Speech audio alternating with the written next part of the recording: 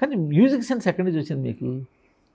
ఎందుకంటే నేను మీ మ్యూజిక్ సినిమాల్లో బాలీవుడ్ ఎంట్రీ అయిన దాకా నేను బాలీవుడ్ మ్యూజిక్ ఎంట్రీ తెలుగులో తీసిన సినిమా విపరీతంగా మ్యూజిక్ విని ఉన్నాను. అవునా?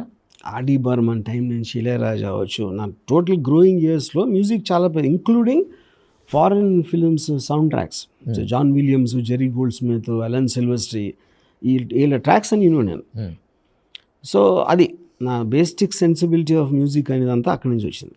ఎందుకంటే మీరు ఇళయరాజా, కీరవాణి, కోటి, రెహమాన్ ఇలా ఎవరితో చేసిన ఆల్బమ్స్ అన్నీ కూడా మంచి హిట్లే.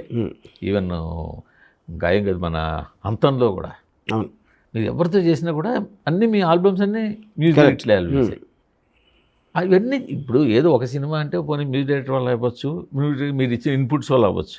బట్ ఇన్ని అవుతున్నాయంటే ఆటోమేటిక్గా మీకు ఇంతో అంతో. అవును, ఇప్పుడు మనం ఏమంటారు, విశ్వనాథ్ గారు మహాదేవన్ కాంబినేషన్ పాటలు బాగుంటాయి, లేదు త్రివిక్రమ తమన పాటలు బాగుంటాయి. ఇలా ఎలా అయితే ఒక కాంబినేషన్ మీకు అనేసరికి మీ సినిమాలో పాటలు బాగుంటాయని అప్పుడు ఒక ఇది వచ్చింది.